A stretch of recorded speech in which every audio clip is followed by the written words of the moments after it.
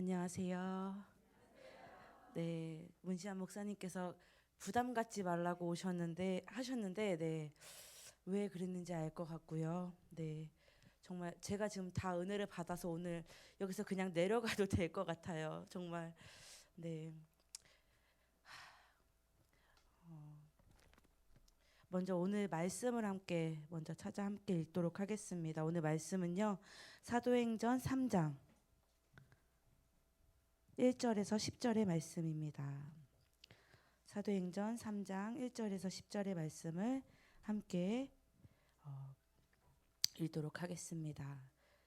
제가 우리 성도님들이 한 절, 그다음에 제가 한 절, 마지막 절을 함께 읽도록 하겠습니다. 사도행전 3장 1절에서 10절의 말씀입니다. 네, 제가 먼저 읽도록 하겠습니다. 제9시 기도 시간에 베드로와 요한이 성전에 올라갈새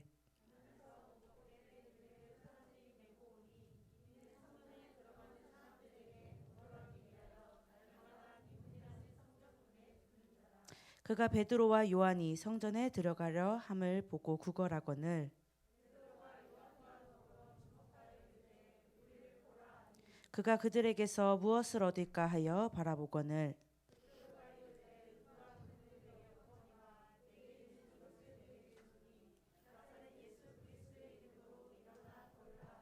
오른손을 잡아 일으키니 발과 발목이 곧 힘을 얻고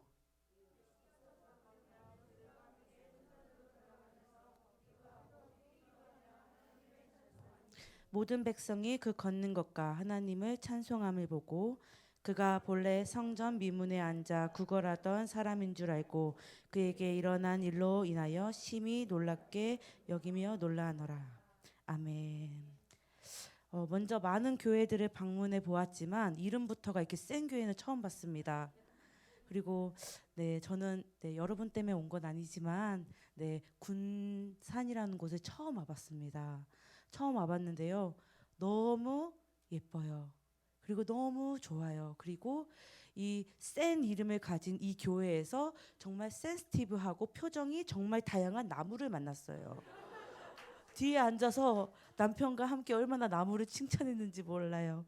나중에 유튜브 보고 있으면 좋아요, 구독 꼭 누르시고 어디서 연락이 오겠죠? 네, 꼭 그렇게 될 것을 믿고 나중에 꼭 성령 충만한 우리 교회 출신이라고 얘기를 했으면 좋겠습니다. 네, 이 자리를 허락해 주신 우리 하나님께 너무너무 감사드리고 또 이렇게 어버이 주일 정말 귀한 절기잖아요. 이 자리 앞에서 은혜 다 주시고 저는 어떤 말씀을 해야 할까 고민을 하게 했던 이 자리를 허락해 주신 목사님과 우리 성도님들께 너무나도 감사드립니다. 인도네시아 말로요. 안녕하세요. 처음 뵙겠습니다. 잘 지내셨나요? 라는 말이 슬라마 빠기 아빠 까바르예요. 말이 발음이 좀 이상하죠? 네, 좀 발음을 잘 하셔야 돼요. 슬라마 빠기 아빠 까바르. 네. 네, 슬라마 빠기 아빠 까바르. 기억하고 계셔야 돼요. 좀 이따 할 거거든요. 네. 제가 2019년 8월 달에 인도네시아로 떠나서 1년 반 만에 한국에 오게 됐습니다. 인도네시아라고 하면 모두들 되게 덥고 힘들고 근데 저 선교사님은 퉁퉁하고 무엇을 먹었을까 정말 궁금하시죠? 저희하고 먹는 거 똑같습니다. 네, 날씨는요. 동남아의 날씨지만 제가 지금 언어를 배우고 있는 곳은 무지 추워요. 한 더우면 30도 올라갔다가요. 밤이 되면 16도, 15도로 떨어집니다. 그렇기 때문에 인도네시아 사람들이 감기를 아주 잘 걸리는 그 동네에 제가 살고 있습니다. 1년 반 만에 한국에 왔더니 너무 많은 게 바뀌어 있었습니다. 저의 가장 큰 충격은 우선 핸드폰으로 결제를 할 수 있다는 거였어요. 해보셨어요? 네, 저 요즘 하고 다닙니다. 네, 그리고 저희 갈 때 카톡을 이렇게 흔들면 QR코드가 나와요. 그것도 신기했어요. 그런데 더 신기한 것은 저희가 마스크라는 것을 쓰게 됐어요. 마스크를 쓰니까 눈은 보여요. 하지만 코와 입은 보이지 않아요. 눈으로 웃고는 있지만 입은 어떤 표정일지 잘 몰라요. 또 마스크를 쓰고 있으면 저 사람이 나한테 화가 났나? 내가 뭘 잘못했나라는 오해도 생기기도 합니다. 네, 그런 좀 새로운 또 생경한 이런 환경들이 주어졌는데, 그럼에도 불구하고 인도네시아에서 K-방역 정말 유명합니다. 제가 그 K-방역이라는 그 타이틀의 수혜자예요. 한국 사람, 마스크 최고. 인도네시아 사람들이 이렇게 말을 해줘요. 그런 곳에서 정말 사랑을 받고 또 자긍심을 갖다가 왔습니다. 이 시간 말씀을 전할 건데요. 아까 알려준 인사말 기억하시나요? 네, 기억하시죠? 셀라맛 빠기, 아빠까발. 네, 우리 옆에 계신 분들하고 물론 마스크를 내리면 큰일 나요. 네, 쫓아옵니다. 눈으로 웃으셔야 돼요. 눈으로 웃으시면서 옆에 계신 분들과 셀라맛 빠기, 아빠까발 함께 인사 나눠볼게요. 네, 아빠 까버려 아니고 아빠 까바르.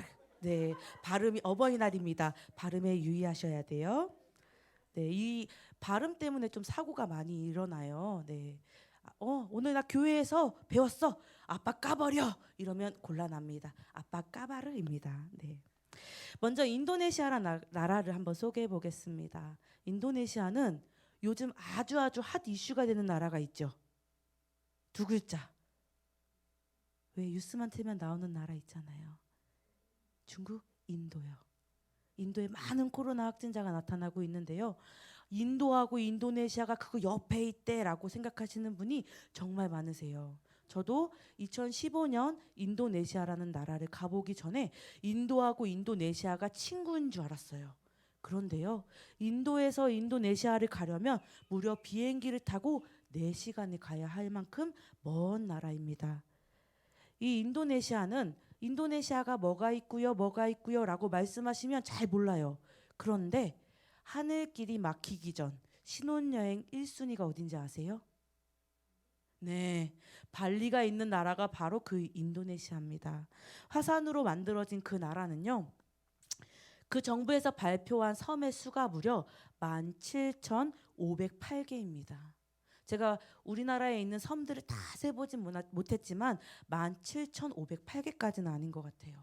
그런데 이 나라의 8,000개의 섬은 사람이 살지 않고 있는 무인도이고, 약 6,000개, 7,000개의 섬은 사람이 살고 있는 섬입니다. 인구는 세계 4위입니다. 인구는 2억 7천여 명이 살고 있는데, 엄청나게 많은 이 사람들이 가지고 있는 종교에 대해서 이 정부는 계속 이야기를 합니다. 첫 번째, 무슬림 또는 이슬람이라고 말하는 그 인구수가 무려 87%. 자, 여기서 이제 머리 좋으신 분들 계산해 보세요. 2억 7천 명의 87%가 이슬람이고 무슬림이다. 어마어마한 숫자죠. 그리고 기독교는 7%, 가톨릭 3%, 힌두교 2%, 불교 1%로 공식적인 통계를 발표하고 있습니다만, 이미 거기에 있는 종교 학자들은 이 무슬림과 이슬람의 수가 80% 이하라고 이야기를 하고 있습니다. 그럼 정부가 잘못 발표를 한 거잖아요. 그런데 이 정부는 절대 고치지 않습니다. 그 이유는 이 나라는 종교가 아주 중요한 나라이기 때문입니다. 우리나라에 사람들은 가끔 예수님 믿으세요, 예수 믿으세요 라고 전도지를 들으면 저 절 다녀요, 저 무교예요 라고 지나가는 사람들이 있습니다. 그런데 인도네시아 친구들이 보기에는, 사람들이 보기에는 종교가 없는 게 가능해? 라고 한국 사람에게 묻습니다. 그럼 당연히 우리나라는 무교가 있으니까 가능해 라고 얘기를 하지만, 그 인도네시아에는 이해가 되지 않아요. 어떻게 종교가 없을 수 있지? 라고 생각을 합니다. 제가 최근에 결혼을 했다고 말씀을 드렸는데요. 자, 예를 들어 제 남편과 저는 같은 기독교 하나님을 믿고 있지만, 만약 제가 무슬림이고 제 남편이 기독교인이라면 저희는 기독교로 가든 무슬림으로 오던 한쪽으로 종교가 정리되지 않으면 결혼식도 할 수가 없어요. 그리고 혼인신고도 할 수 없어요. 그 이유는 그들의 주민등록증, 운전면허증에 반드시 종교가 기재될 만큼 정말 중요하기 때문입니다. 그 이유는요, 그들의 법 때문에입니다. 우리나라 헌법 제1조를 외우고 다니시는 분이 계실까요? 네, 저도 찾아왔어요. 대한민국은 민주공화국이다. 대한민국의 주권은 국민에게 있고 모든 권력은 국민으로부터 나온다라고 이야기를 하고 있습니다. 이런 헌법이 우리나라에만 있을까요? 인도네시아에도 있어요. 인도네시아의 그 법을 판짜실라라고 이야기를 하는데요. 제1조는 모든 국민은 하나의 신앙을 가지고 자유로운 신앙생활을 영위한다라고 이야기를 하고 있습니다. 많은 분들이 말씀하실 때 인도네시아 무슬림 국가 아니에요? 라고 말씀을 하세요. 그런데 정말 국가에서 말하는 것으로 보면 그 나라는 무슬림, 힌두교, 기독교, 불교 그리고 카톨릭 모든 종교를 존중해주는 그 나라입니다. 그렇기 때문에 단 하나의 신 알라, 저희가 알리바바와 뭐 40도적들 보면 거기에 나오는 그 알라와는 다른 의미지만 그 알라 하나님이라는 그 한 분 아래 모든 종교가 존중을 받아야 된다고 말하는 그런 평등과 자유와 정말 종교를 존중하는 것처럼 보이는 그 나라에서 사람들이 신앙생활을 하고 있는 거예요. 그런데 그럼 그 사람들이 왜 신앙을 이렇게 중요하게 생각하느냐? 네, 인도네시아라는 그 말의 뜻은요. 인도, 신들이라는 뜻입니다. 네시아는 섬들이거든요. 그럼 합치면 신들의 섬들이란 뜻이에요. 그 인도라고 하는 그 나라로부터 인도네시아는 영향을 받기 시작합니다. 그래서 처음에 그 나라는 힌두교를 갖고 왕들을 세우고 또 뭐 부족들 또 왕국을 세워가며 살아가기 시작합니다. 그런데 인도의 종교의 특징이 있죠. 브라만 계급이 있습니다. 왕, 제사장 그리고 계급을 두면서 지배하고 억압하던 그런 삶 가운데 살았습니다. 그런데 갑자기 어느 날 상인들이 오기 시작하는데 그 상인들이 무슬림이라는 종교를 들고 와요. 그러면서 우리는 알라 하나님 아래 모두 존경을 받을 수 있고 존중을 받을 수 있고 우린 모두 평등해. 너가 알라를 위해서 어디에 가서 누군가를 명예롭게 죽였다면 너는 나중에 7 와이프를 얻을 수 있고 많은 자식들을 얻을 수 있어 라고 이야기를 합니다. 여태까지 억압을 받고 지배를 받던 사람들에게는 너무나도 달콤한 이야기였을 거예요. 내가 종이었던 내가 이런 생각을 하면서 그 사람들은 무슬림을 받아들이기 시작합니다. 그러다가 유럽들에 의하여 영국이나 네덜란드에 의해서 상인들이 또다시 들어옵니다. 상인들이 뭐 향신료와 여러 가지 것들을 찾다가 인도네시아에 들어왔는데 그들도 당연히 종교를 들고 왔습니다. 그 종교가 바로 기독교입니다. 그런데 이 인도네시아 사람들에게 기독교는 나쁜 종교예요. 왜냐하면 이 종교를 가지고 올 때 상인들을 위한 기독교이지 그 사람들을 위한 식민지를 위한 기독교가 아니었거든요. 상인들이 예배를 드리기 위해 목사님을 데려온 거지 그 사람들의 영혼을 사랑하고 이들을 전도해야지라고 생각하며 데리고 온 목사님이 아니었기 때문에 상인들은 자기의 의견이 다르다면 가차없이 인도네시아 사람들을 죽였어요. 왜냐하면 식민지잖아요. 그렇기 때문에 그 사람들 마음속에는 기독교는 무서운 종교야. 사람도 막 죽여. 내 형이 내 아빠가 그들에게 죽임을 당했어. 난 저 종교 싫어. 라고 생각을 하게 됩니다.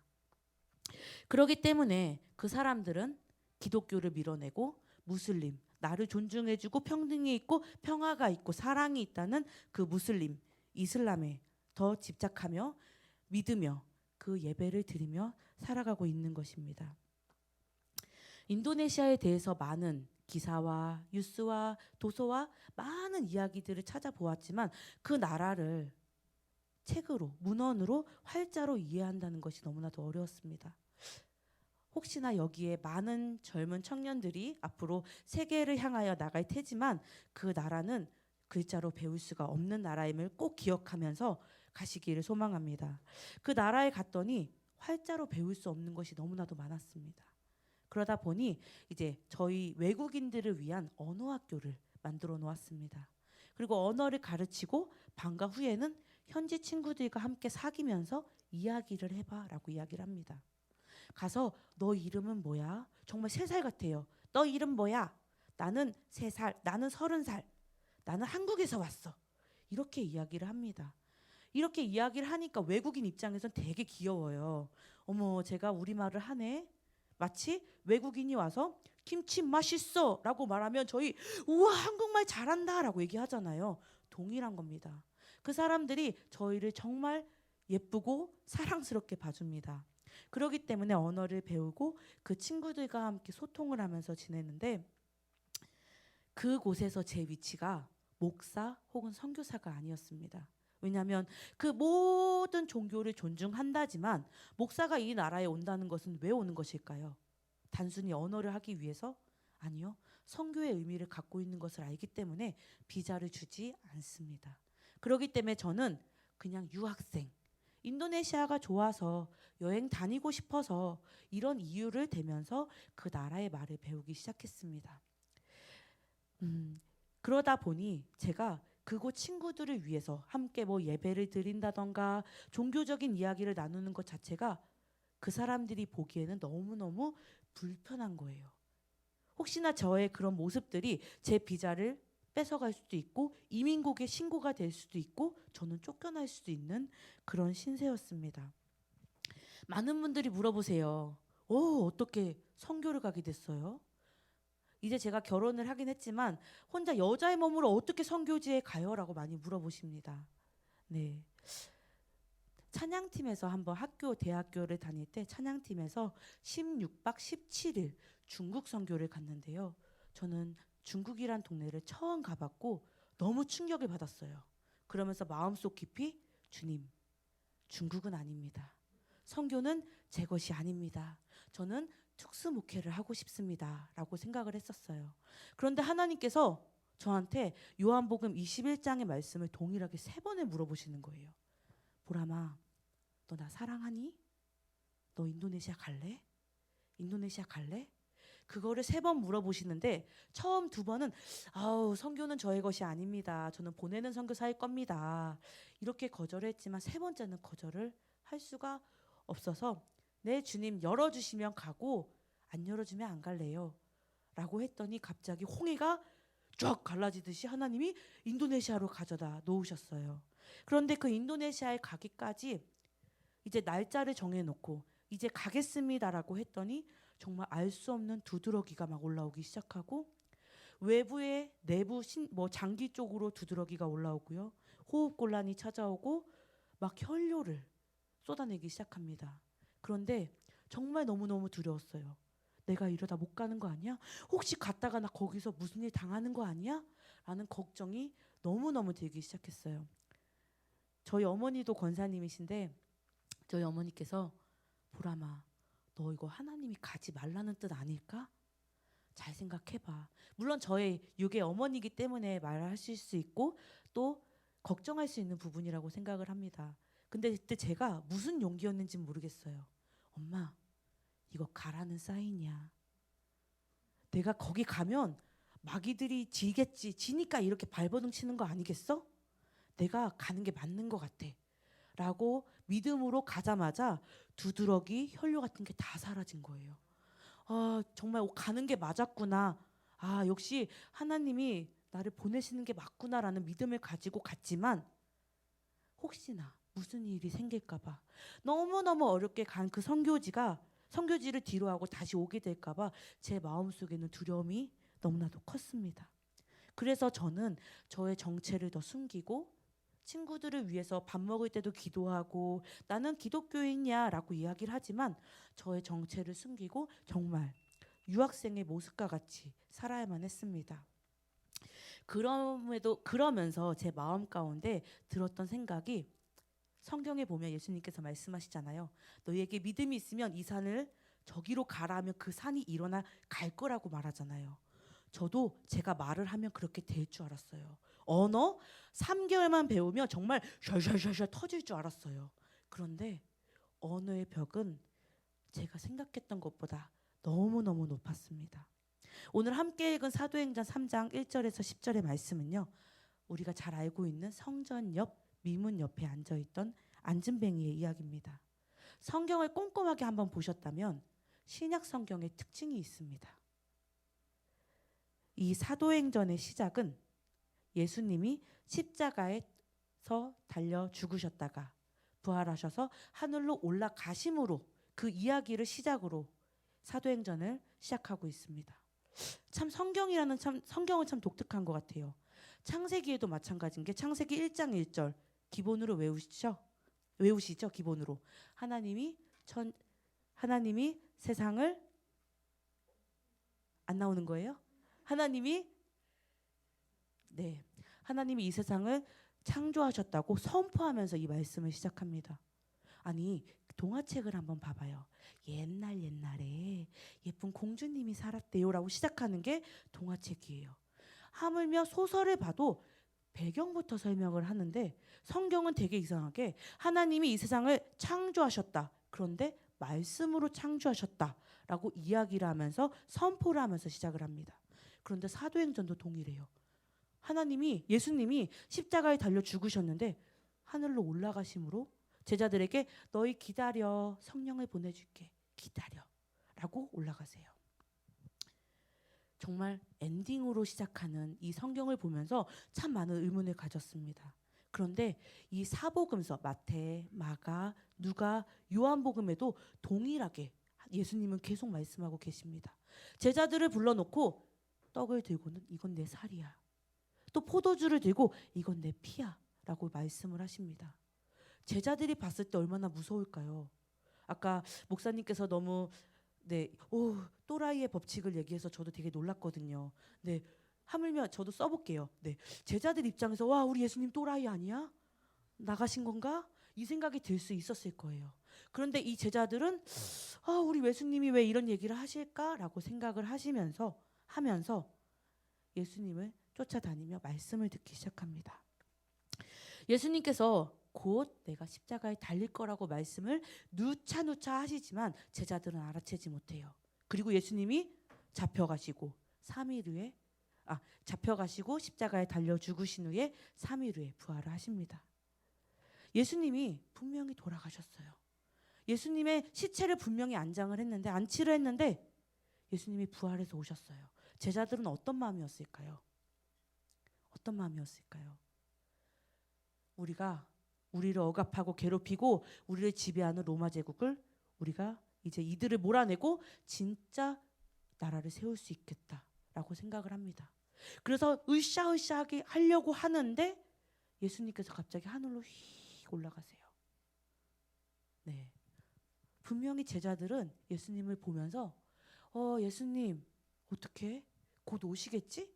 십자가에 달려 돌아가셨을 때도 3일 후에 오셨으니까 곧 오실 거야 라고 하면서 예수님이 말씀하신 대로 그들은 기도를 하기 시작합니다.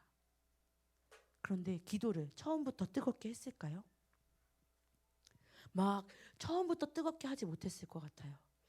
왜냐하면 분명히 로마 군인들이 예수님을 잡아다 십자가에 못 박아 죽이는 것을 보았기 때문에 또 살아오신 예수님이 그들과 함께 있었다면 그들은 힘을 갖고 우리 예수님 살아오셨어. 너네가 죽은 사람도 살리는 게 우리 예수님이고 무리를 거르시는 것도 우리 예수님이야. 너네 껌이야 라고 생각하면서 기고만장하게 있었을 것입니다. 하지만 그 예수님이 많은 사람들이 보는 눈앞에서 하늘로 올라가셨어요. 우선 이들은 그래도 우리 예수님 하늘 잠깐 갔다 오신다고 하셨어 라는 마음으로 있었겠지만 점차 그들의 마음 가운데 두려움이 있었을 것입니다. 그들은 예수님이 가르쳐 주신 대로 기도하며 그 다락방에서 성령을 기다렸습니다. 하루, 이틀, 3일. 아무리 기다려도 예수님은 오지 않아요. 예수님이 언제 오시지? 기도하고 기다려야겠지? 기도하고 기다리면서 기도를 하는 그들의 마음 가운데 뜨거움이 나타나기 시작합니다. 뜨거워지더니 점차 알 수 없는 말들로 기도를 하고 베드로가 요엘 선지자의 말씀을 인용하여 설교를 했더니 많은 사람들이 돌아오고 회개하고 그들의 수가 3,000명이나 더해지는 그 역사가 그 다락방에서 일어나기 시작합니다. 그렇게 승승장구하는 것 같은 그들이 어느 날 성전에 올라가기 시작합니다. 우리 여러분들 오실 때 걸어오신 분도 있으실 거고 차를 타고 오신 분들도 있을 거예요. 평소에는 슉슉 지나도 모르는 것들이 그날은 우연찮게 성전 옆에 앉아있던 그 미문에 앉아있던 안진뱅이가 보이기 시작합니다. 평소 같았으면 이렇게 눈을 가리고 갔을 거예요. 아유, 난 돈도 없고 내가 저 사람한테 해줄 수도 없으니까 그냥 조용히 지나가자 했을 수도 있어요. 그런데 그날은 이상하게 성령님이 그 둘을 그 안전뱅이에게 인도합니다. 그러면서 베드로가 그에게 말을 합니다. 내게 은과 금, 이 세상에서 귀하다 하는 돈 같은 건 없어요. 근데 내가 가진 게 딱 하나 있는데 예수 그리스도가 있어요. 그 예수 그리스도의 이름으로 일어나 걸으세요. 현지 친구 중에 이제 막 22살이 된 친구가 있어요.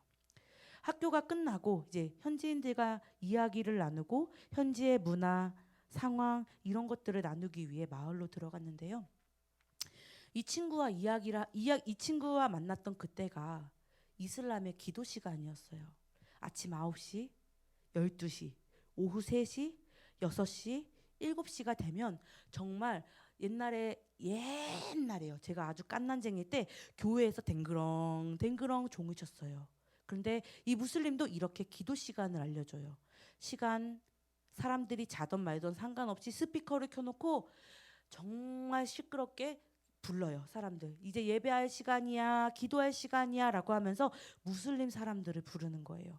그 부르는 시간에 그 무슬림 사원 그 예배당 앞에서 이 친구를 만나게 됩니다. 이 친구와 이야기를 하는데요.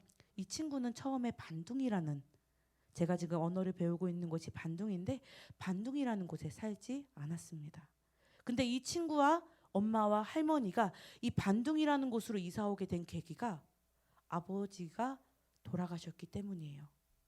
뭐 그럴 수 있지라고 생각할 수 있지만 이 아버지는 처음에 무슬림이었어요.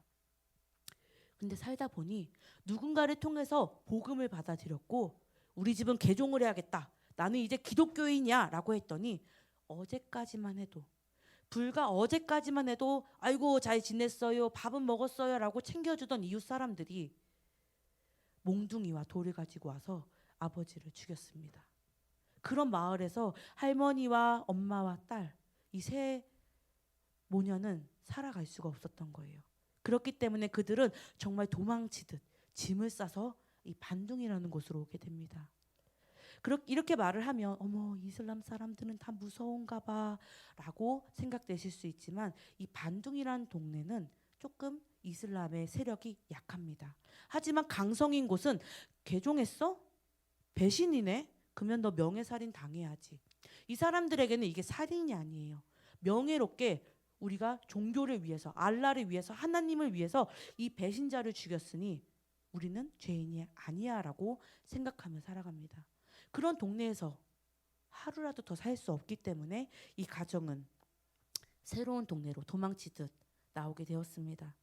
지금은 형편이 좋지 않아서 아까 말씀드린 그 시간마다 정말 시끄럽게 뭐 이렇게 소리가 울려 퍼지는 예배당 밑에 살고 있지만 이들 마음 가운데는 우리가 지금 무슬림 사원 아래 정말 무슬림 기도 소리, 알꾸란, 코란 읽는 소리가 정말 크게 들리고 있지만 예수님은 우리를 지켜주고 계셔. 이런 믿음으로 그곳에 살고 있는 것이었습니다. 그 친구를 처음 만나고 이게 지금 21세기에 나타날 수 있는 상황인가? 라는 의문이 들었어요. 물론 신사 참배를 위해 하라라는 그 일제 앞에 그러지 않았던 목사님들이 순교를 당했다라는 이야기는 정말 책에서 읽었고 제가 직접 경험해 보지 못했기 때문에 저는 조금 이 나라가 더 무서워졌어요. 한류 열풍의 수혜자가 바로 저입니다. K-팝 많이 수그러들었다고 하지만 저는 여기서도 잘 몰랐던 블랙핑크, BTS, 방탄소년단이라고 불리는 그 사람들 때문에, 그분들 덕분에 저는 많은 수혜를 받고 있는 한 사람입니다. 너 한국 사람이야? 그럼 같이 사진 찍자. 내가 뭔데 사진을 찍어? 나중에 가서 야, 나 한국애랑 친구다. 얘 이름은 페트라 보람이래. 나 한국애랑 친구야. 저를 동네방네 소개를 하고 다닙니다. 그래서 제가 지나가면 애들이 막 이렇게 손가락질해요. 쟤 한국 사람이래. 그런 동네에서 수혜를 받으면서 마치 제가 연예인이 된 것처럼 그 동네를 살고 있는데요. 그런 케이팝의 열정과 열풍으로 인해 한국말을 꽤 잘하는 친구들이 있습니다. 그 동네에 시스카라는 친구가 있는데요. 정말 저를 만나기 전에도 한국말을 정말 유창하게 하던 친구였어요. 그 친구와 만나면 저는 인도네시아 말로, 그 친구는 한국말로 서로 대답을 그렇게 해주면서 도와주던 친구였어요. 그런데 이 친구는 무슬림이었어요. 무슬림이지만 정말 사랑으로 인도네시아를 소개해주고 가르쳐주고 배우게 도와주는 친구였는데, 이 친구가 어느 날 갑자기 내수막염으로 세상을 떠나게 됐어요. 저는 내수막염이라는 단어를 잘 몰랐어요. 내수막염은 우리나라에서는 아기 때 많이 앓고 지나가는 병이라고 하는데, 그 나라에는 그런 내수막염으로 정말 세상을 떠나는 사람들의 수가 정말 많은 거예요. 왜냐하면 뭐 가볍게는 항생제를 먹으면 되지만 이 항생제를 쉽게 구입할 수가 없는, 그 이유는 너무 비싸기 때문에 구할 수 없는 나라이기 때문이에요. 네, 정말 어제까지만 해도 야 우리 또 언제 만나서 얘기하지? 빨리 만나서 얘기하고 싶어. 이렇게 말했던 친구였는데, 이 친구 부모님으로부터 이 친구가 세상을 떠났다는 이야기를 듣게 되었습니다. 이 이야기를 듣고 제 마음이 너무너무 어려웠어요. 사랑하는 친구가 먼저 세상을 떠났다는 것이 어려운 게 아니라 제가 이 친구에게 해준 것이 아무것도 없기 때문이에요. 이 친구에게 나는 기독교인이야, 이 친구는 히잡을 썼기 때문에 너는 무슬림이지, 나는 기독교인이야, 종교에 관한 것도 저는 조금씩 물어봤지만 이 친구를 위해서, 이 친구에게 내가 기독교인임을 제대로 밝히고 내가 너를 사랑해, 예수님이 너를 사랑한대, 예수님이 너를 위해서 죽으셨대라는 말을 한 번도 꺼내보지 못했어요. 핑계는 너무너무 많아요. 나는 목사하기 전에 유학생이고 쫓겨날 수도 있잖아. 그리고 나는 언어가 짧잖아. 근데 그 순간에는 제가 느끼는 제 감정으로는 이 모든 게 다 핑계잖아. 너 그 친구에게 만약 내가 너를 위해서 기도해, 예수님이 너를 사랑하셔라고 말을 했다면 이 친구가 보람아 나 아픈데 나를 위해서 좀 기도해 줄 수 있을까? 너네 하나님한테 한번 기도해 줄 수 있을까? 라고 얘기하지 않았을까? 라는 미안함과 후회가 밀려오기 시작했습니다. 그 후회가 밀려오면서 어떻게 이거를 이겨내야 될지를 모르겠는 거예요. 내가 언어가 짧다고, 두렵다고, 내가 쫓겨날 것 같아서 이 친구에게 이 말을 못했을까? 내가 이 친구의 영혼을 정말 이 세상 그 무엇보다 값지게 생각을 했을까? 라는 생각이 들기 시작했습니다. 그리고 정말 몇 날 며칠을 계속 울었습니다. 오늘 말씀을 다시 보면요, 마가의 다락방에 모인 사람들은 성령을 기다리면서 계속 기도를 했습니다. 성경에 디테일하게 기록되어 있진 않습니다. 디테일하게 기록되어 있진 않지만 예수님을 죽였던 로마 군인들이 언제 이들을 잡아올까, 예수처럼 잡아 죽여야 한다 손가락을 치며 몽둥이를 들고 돌을 들고 오지 않을까, 이 사람들은 위축되었을 것입니다. 처음에 마가의 다락방에 모여서 기도하라고 했기 때문에 모였지만 이 사람들은 정말 작은 소리로 기도했을 거예요. 하나님 도와주세요. 예수님이 올라가셨는데 언제 올지 모르겠어요. 근데 성령님이 언제 오시는 거예요? 남자분이세요? 여자분이세요? 하나님 도와주세요. 정말 작고 은밀하게 기도했을 것입니다. 하지만 기도를 하면 할수록 마음에서 뜨거움이 느껴지기 시작했고 뜨거운 마음을 주체할 수 없었을 것입니다. 그러면서 그들은 성령을, 예수님께서 보내주신다고 하셨던 그 성령을 체험하기 시작합니다. 성령을 체험한 그들은 뜨거운 마음을 갖고 성전에 올라갔던 것입니다. 평소 같았으면 안 보였을 거예요. 평소 같았으면, 보통의 날이었으면 그냥 꽃이 이쁘네 하고 지나가듯 그냥 지나갔을 것입니다. 그런데 그날은 성령의 이끌리심을 받아 그곳에 앉아있는 안진뱅이가 불쌍하고 안타깝게 느껴졌을 거예요. 자, 안진뱅이입니다. 안진뱅이는 자기 의지대로 걸어갈 수 있었을까요? 몇 천 년 전에 휠체어를 만들어서 그가 올라갈 수 있었을까요? 아니요. 그 사람은요, 자신의 의지에 의해서 간 것이 아니라 타인의 의해, 내 의지와 상관없이 그 자리에 앉혀졌고 지나가던 사람들에게 구걸을 하는 사람이었습니다. 그 사람이 너무너무 안타깝게 여겨진 거예요. 그리고 가서 그 앞에 섰습니다. 만약 제가 베드로와 요한이었다면 어떻게 얘기를 했을까? 우선 저는 되게 낯을 많이 가려요. 그래서 처음에 그 사람 앞에 섰을 때 이야기를 했을 것 같아요. 저기 제가 배우고 있는 사람이에요. 그 코로나 전에 왜 얼굴 보고 와서 저희가 뭘 배우고 있는 학생들인데 이런 분들을 만나 보셨죠? 그런 것처럼 저희가 뭘 배우고 있는 사람들인데 우리 선생님이 정말 이런 거 잘하시거든요. 한번 해봐도 될까요? 조심스럽게 물었을 거예요. 그리고 여기서 하면 사람들이 많이 다니니까 우리 조금 안 보이는 데 가서 할까요? 조금 저기 모퉁이만 돌아서 가서 제가 한번 도와드려도 될까요? 라고 얘기를 했을 거예요. 그런데 이 베드로와 요한은요, 담대하게 가서 이야기를 합니다. 내게 은과금 세상에 귀하다는 것 없지만 나사렛 예수의 이름으로 일어나 걸어라.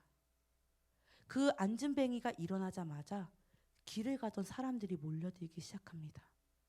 분명히 얼마 전까지만 해도 그 사람들은 로마 군인들이 우리를 언제 잡으러 올지 모른다는 그 두려움 속에 조용히 은밀하게 기도했던 사람들이 그 자리에서 모인 사람들을 세워놓고 베드로는 우리가 죽인 빌라도에 의해 죽임을 당한 예수 그리스도를 그 자리에서 선포하기 시작합니다.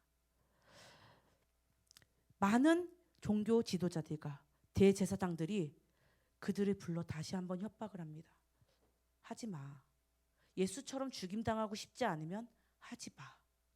하지만 그들 마음에는 이미 뜨거움이 있었고 성령을 체험했고 성령으로 인하여 뜨거워진 그 마음으로 그들은 결국 가만히 있을 수가 없었습니다. 아니, 멈출 수도 없었어요. 현지 친구를 잃고 나서 얼마 되지 않았어요. 현지에서 정말 이름 그냥 인사만 드렸던 선교사님 한 분이 동일하게 내수막염으로 세상을 소천하시는 일이 있었습니다. 선교사님하고는 개인적으로 친분이 없었고 만나서 밥을 먹고 이야기를 나눈 적은 없었지만 주변 선교사님들을 통해서 이분의 성품이 정말 훌륭했다라는 이야기를 들었습니다. 이제 그분은 감리교 선교사님이셨기 때문에 감리교 선교사들을 주체로 예배를 드린다고 해서 저희가 이제 몇몇 선교사들과 함께 자카르타에 가게 됐습니다. 그날은요, 코로나로 인해서 먹고 살기 힘들어진 사람들이 자카르타 시내로 몰려 나온 날이었어요. 정말 짧은 거리를 1시간 넘게 기다려 갔던 기억이 납니다. 그 더운 날씨에 그 길을 시위대를 뚫고 기다리고 조금 가고 기다리고 정말 오랜 시간 가서 겨우 장례식장에 도착을 했어요. 장례식장에 도착해서 이렇게 주보를 보듯이 그 선교사님의 연역을 이렇게 봤더니 최고의 연역을 갖고 계셨어요. 봤더니 연세대학교 전기공학과. 와, 연세대 훌륭하죠? 연세대 나와서 전기공학과 박사과정을 마치고 삼성연구소를 들어가서 소장을 하셨대요. 소장을 하시고 이제 또 일들을 꾸려가시면서 일을 하셨지만 마음에 공허함이 너무너무 컸대요. 그래서 그 모든 것을 내려놓고 감리교 신학대학원에 들어가서 5년을 공부를 하시고 2017년 드디어 인도네시아의 땅에 첫 발을 내딛게 되셨던 분이었습니다. 저는 숫자를 별로 안 좋아하지만 빨리 계산을 해보니까 이 선교사님이 대략 5년 정도 선교지에서 사역을 하셨더라고요. 이분의 얘기를 들어보니 좋은 도시, 높은 빌딩이 세워진 곳으로 간 것이 아니라 손이 필요하고 길이 없는 정글로만 가셨대요. 네, 인도네시아는 아직 그 정글 들어가면 가끔 이렇게 식인을 하는 종족이 아직도 있는 모든 사람들이 파악이 되지 않은 그런 나라인데요. 정글을 찾아 들어가서 그 사람들을 위해서 예배를 드리고 예배당을 세우는 그 일을 하셨던 선교사님이셨어요. 선교지에서 보내는 그 시간, 가족들과 코로나 끝나면 놀러 가자. 아빠, 우리 언제 놀러 가? 놀러 갔으면 좋겠어. 이것만 하고 매일 가족보다는 사역이 우선이셨던 그 선교사님은 가족들, 아이들과 약속을 지키지 못한 채 그렇게 세상을 떠나게 되셨습니다. 선교사님 사진과 남겨진 가족들을 보면서 마음이 너무너무 어려웠습니다. 한편으로 마음에 하나님, 그렇게 좋은 자리 내려놓고 왔잖아요. 세상에서 다들 손가락 세우는 그 삼성, 연세대학교 훌륭한 자리 내려놓고 왔잖아요. 하나님, 근데 이게 뭐예요? 이렇게 하려고 이거 부르신 거예요? 제가 그분의 유가족도 아니고 아무것도 아니었지만 너무너무 화가 났어요. 너무너무 화가 나서 눈물이 막 떨어지고 있는 제 뒤로 현지 사람들이 찾아와서 함께 울고 있었어요. 저와 함께 울면서 그 선교사님을 천국으로 환송을 하고 있었어요.